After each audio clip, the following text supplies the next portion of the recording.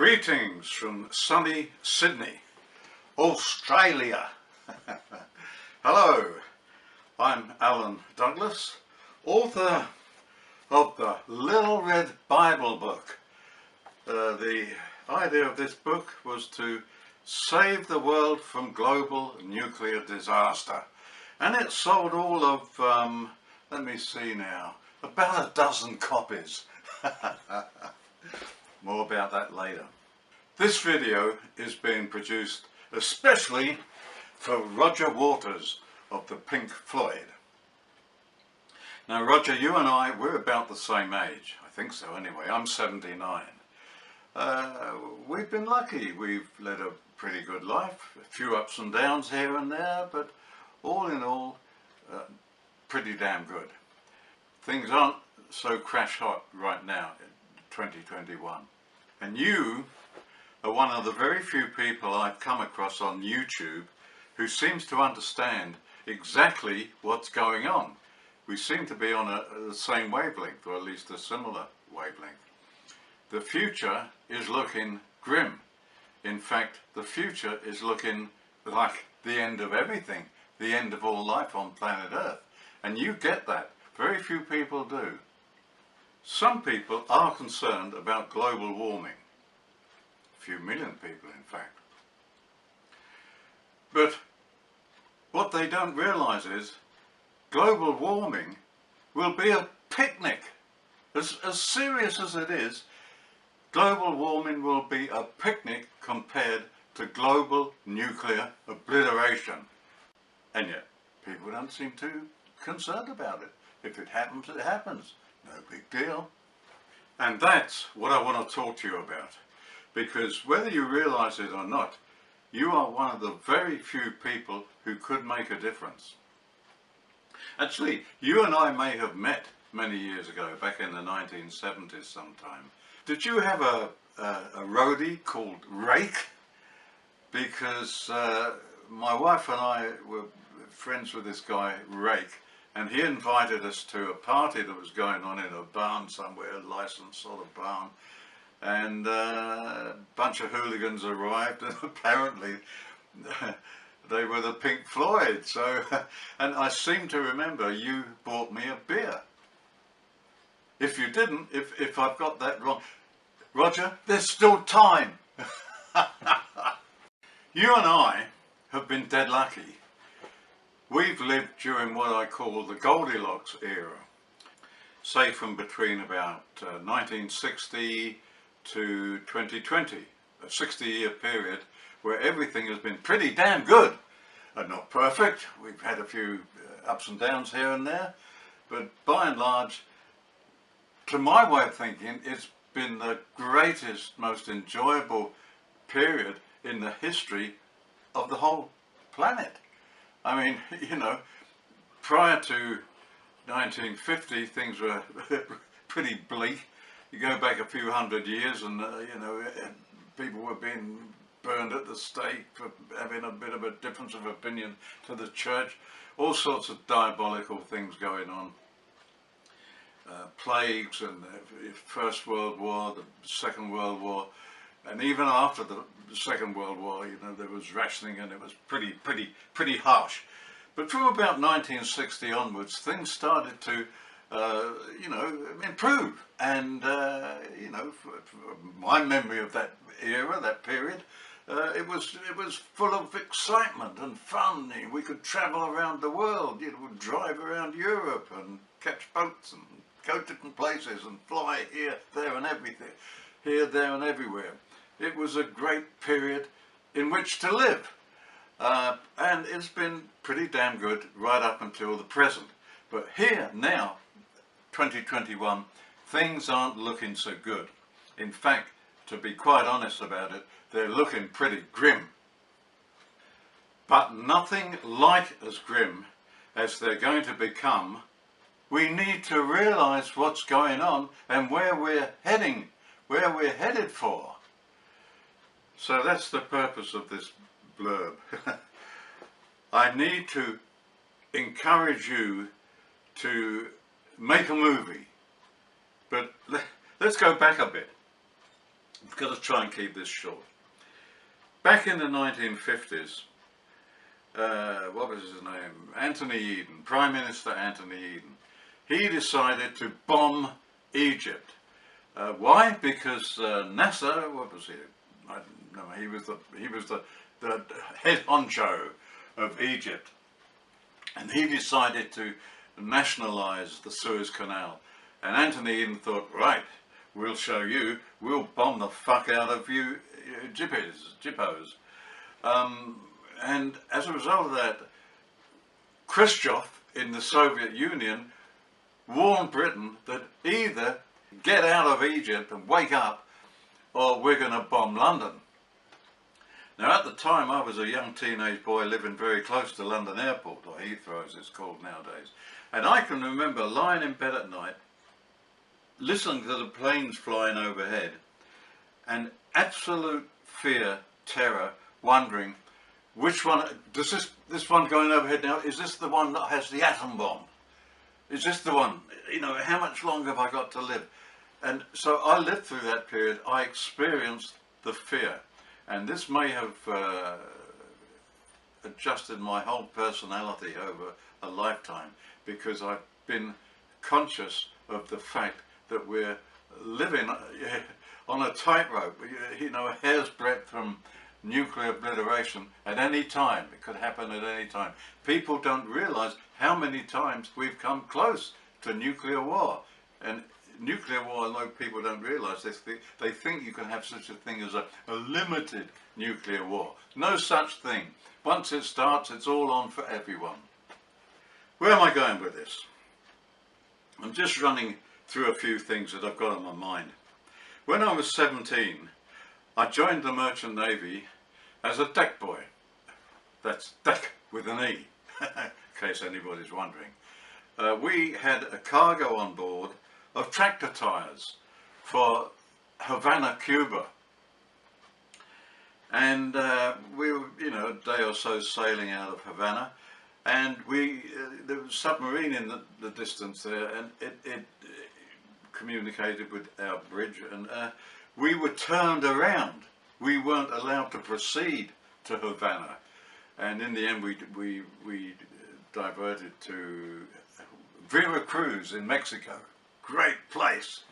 Where am I going with this? Everybody remembers the Cuban Missile Crisis, because that's what I'm referring to. We were just, you know, that period then. Everybody remembers how close we came to nuclear war with the Soviet Union. But what they don't realise is that we've come close to nuclear war many, many times since. And I'll mention one or two things just to, you know, jog people's memory. I'm not jogging their memory, they don't even know about it. They know next to nothing about how close we are to annihilation of all life on planet Earth. We survived the Cuban Missile Crisis, and this gave everyone a false sense of security. They thought, well, we got through that, we can get through anything. And funny enough, we have, just.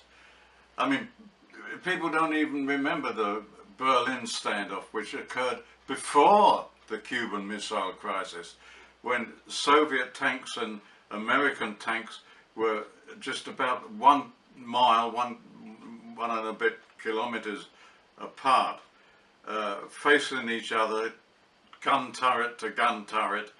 And if any one of the hundreds of tanks, if any one of those tank commanders had fired, it would have been all on between the USA and the Soviet Union. Fortunately, President Kennedy, I remember, was furious because he hadn't ordered this standoff, and he ordered the US tanks to withdraw, and so the whole thing simmered down. But that was the year before the Cuban Missile Crisis, and we came within a hair's breadth of war with the Soviet Union. So anyway,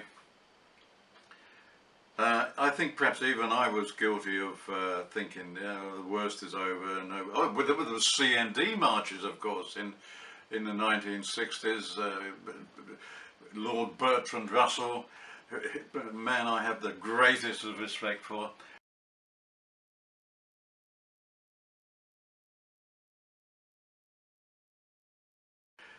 He led the CND marches because America wanted to put Persian missiles in Britain, which would have made Britain a definite target.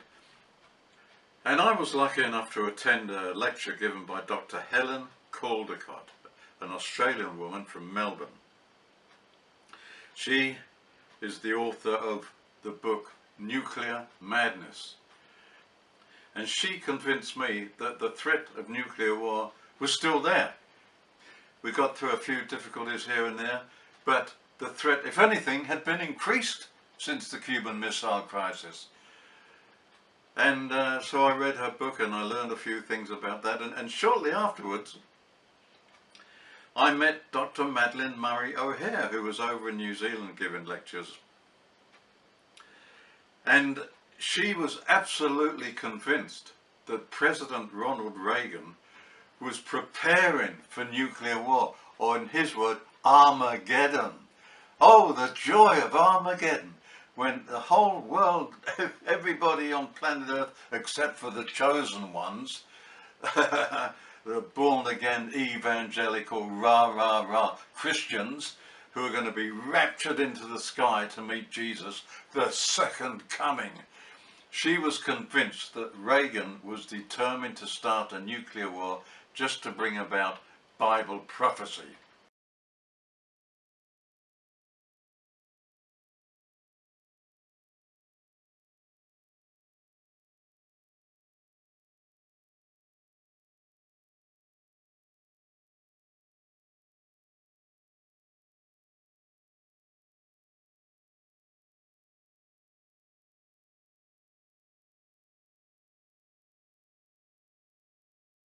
I got to know Madeleine Murray O'Hare quite well because I was the only New Zealand member of American Atheists, so she wanted to meet me, and I was honoured that she was interested.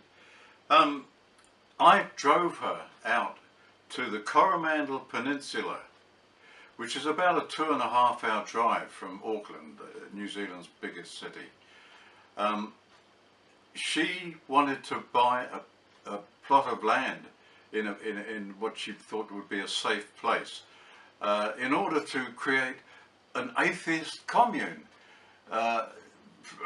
Well, not necessarily atheist, but for free-thinking people all around the world who wanted to escape the nuclear holocaust. And she figured that the Coromandel, all of New Zealand in fact, might be the one place where some people might survive a nuclear war. And so, I don't know where she'd heard about the Coromandel Peninsula, but she knew about it before she even arrived in New Zealand. And I was lucky enough to, get to know her quite well, what she was thinking. And I've actually got a signed copy of her book, The Atheist's Guide, something like that. Yeah. It's falling to pieces at the moment because I've read it so many times and I can't even remember the title. Madeleine Murray O'Hare was murdered shortly after this, a year or so later, and a sum of money was missing. No one knew where the money had gone. I know where the money went. She didn't steal it for her own use, for her own personal good.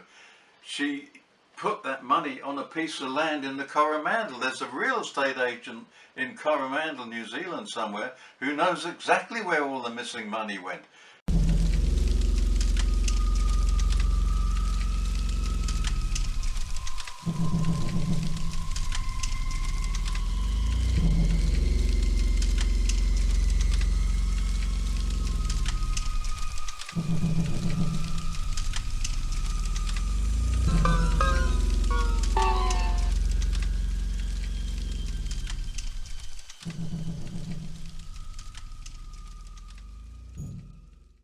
Actually, anyone who's interested in learning about the many, many times we've come close to nuclear war, I've got a website. It's called givepeacechance.com. Not give peace a chance, givepeacechance.com, because a chance was already taken. Now, warning, when you click on it, you get a little notice saying, not secure. It is secure, let me assure you of that. This is because I haven't paid whatever you have to pay in order to get this little security S, HTTPS. I'll get around to it shortly. There's nothing to worry about because I'm not asking the money. I'm not asking anyone to donate so much as 1 cent, so your bank account is safe from me. But you will get this little warning when you click on givepeacechance.com. Read it. You know, if you're interested in survival, if you'd like your family to survive, read it. Read what I've put there. Read all the number of times we've come within a hair's breadth of nuclear obliteration. You will be shocked. At least I hope you will be. If I were to ask most people, who is Colonel Stanislav Petrov? You know the answer to this, Roger, but I wouldn't mind betting that 999 people out of 1,000 have never heard of Colonel Stanislav Petrov. Just so happens he was the man who saved your life, and saved the life of your loved ones, your family, and saved the life of every living creature on planet Earth. Oh, but you've never heard of him. I bet you know the name of the captain of your cricket team, or your footy team, or your rugby team. What about Able Archer? What do you know about Able Archer? Well, let's see now. Nothing. You know nothing about the time that Russia came within a hair's breadth of nuking Europe, because Russia was convinced that NATO forces were preparing for nuclear war against the Soviet Union, as it was at the time. It was all a mistake. NATO was they were preparing, they were having a dummy run. The Soviet Union took it to be the real thing, and they came within minutes of launching their nuclear missiles against Europe, Britain, What do you know about it? Absolutely nothing. Because what do you care? Nuclear war, obliteration of all life on planet Earth. If it happens, it happens. No big deal.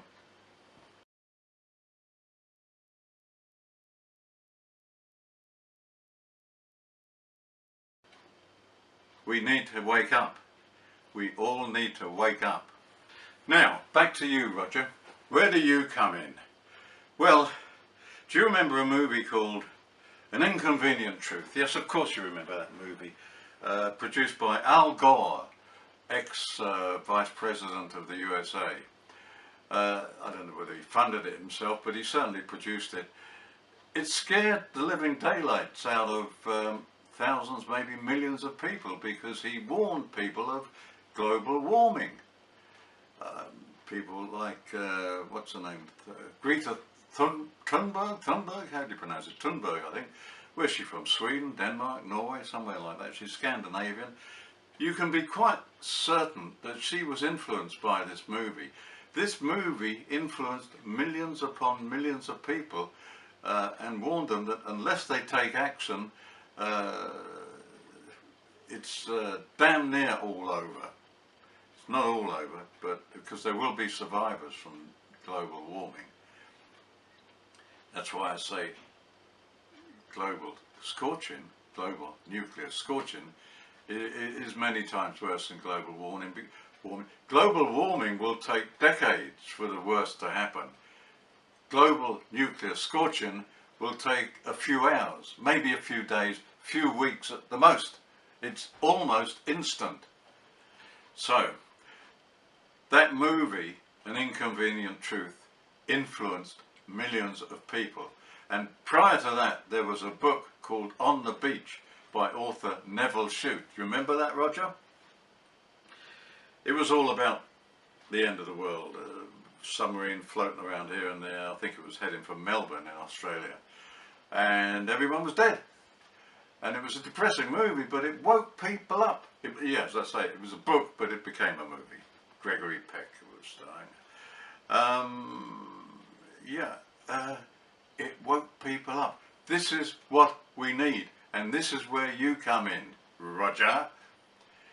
Your album and your movie of The Wall was absolutely brilliant. Now, you're pretty old now, and soon you'll be dead. So it's all very well giving interview after interview after interview on YouTube. This is very good, very commendable, but you need to do more than that. You are one person who could make a difference, make a massive difference. Here's what I'm suggesting. I'll use the word must, and you might not like that, but I'll use it. You must launch another movie, and this time it must be at least as scary as An Inconvenient Truth, and On the Beach, and books like Failsafe and Dr Strangelove. The whole lot put together, it must be hundreds of times more scary and realistic than all of those put together. You are one person on the planet who can make a difference, because you've got the knowledge, the intelligence, probably a few bob, but I'm not suggesting you spend all your money on this. Involve other people. You've got the wherewithal, the knowledge, and the personality. You've got everything going for you to change attitudes, and that's what's needed. We need people to become aware of what's going on and what's going to happen, and then they could make a difference. 18,000 nuclear warheads, many of them on hair trigger alert, meaning that they can be launched within minutes of a glitch, a nuclear error of some kind, a mistake, a righteous born-again rah-rah-rah dickhead decided, you know, we're going to bring Jesus back to earth.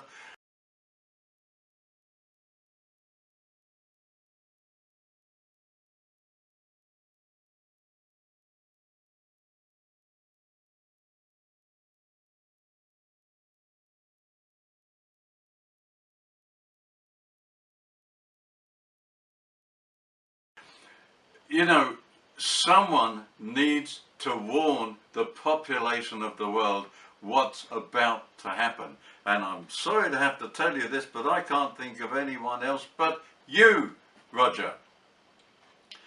You must get in touch with people like Stephen Fry. He gets it. Professor Brian Toon of Colorado University. He gets it. Unfortunately, we can't contact Christopher Hitchens anymore because he's gone, and Stephen Hawking. The biggest mistake people make these days is believing that no one would be stupid enough to start a nuclear war. Bullshit! There are millions of people in the world longing for nuclear war. These born-again evangelical rah-rah-rah Christians, they're longing for nuclear obliteration in order to bring Jesus down for the second coming.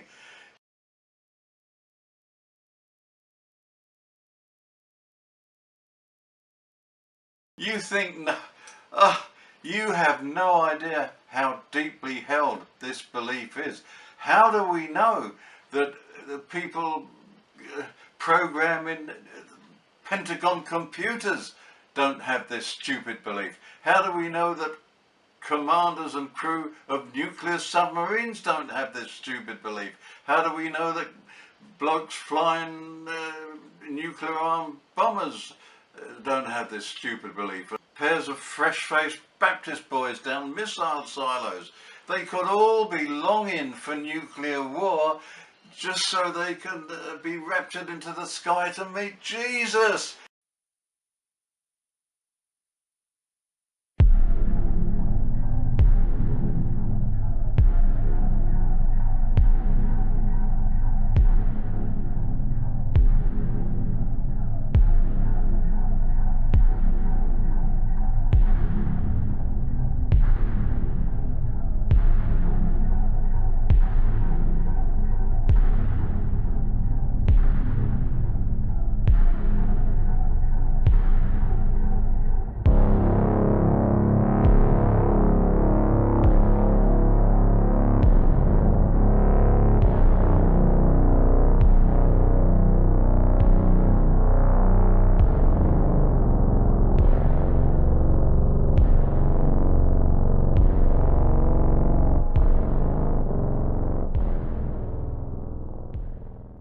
You need to wake the fuck up. This is likely to bring about nuclear war, or it could be simply a computer glitch, a mistake, an error of some kind.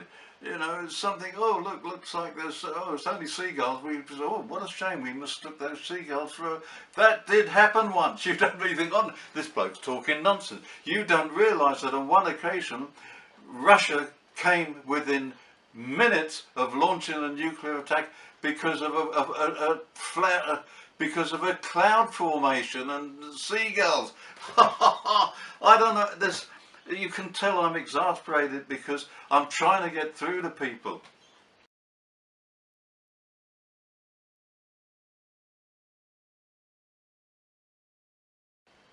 You might ask, what can we do about it? If the powers that be are determined to kill us all and destroy all life on planet Earth, what can we do about this? I don't have an answer to that, but I can tell you what will happen if you don't do anything. Everything I'm talking about will take place, and it could take place this decade. It could take place within the next 9 or 10 years. All I know is that the only people who can make a difference here are people like you, people watching this video. I'm going to end this with a quote, one of my favourite quotes about the difference that ordinary people can make, provided there's enough of you and you're committed enough and you're determined enough and you deal with it. You can deal with it. And that's why I'm asking Roger Waters to lead this campaign, to produce the video that will change people's minds and will wake people up and alert people to the danger we're all in. Roger, do this before you die, because you're going to find it very difficult after you're dead. Do it now. You know I'm talking sense here. You're one person who gets everything I've said in this video. Please take note, make a difference, turn the world around. I have faith in you, you could do it. And I would go so far as to say, you must do it. Check my website, givepeacechance.com. Read it. Towards the end you'll see a list of people who are equally as concerned as you are, as I am. Get in touch with all those people. Devote what's left of your life to saving life on planet Earth. You're a successful man. You've produced some of the best rock music ever. Now's your chance before you die to do something really important. What more can I say? Nothing, except for this. Don't forget to buy me that beer. The doomsday clock is seriously ticking. Designed to symbolise how close our planet is to annihilation, it now reads 100 seconds to midnight, the closest it's ever been. And it's all because of fears about nuclear war. Well, the moment is serious. Tell me, how else can we tell people where we're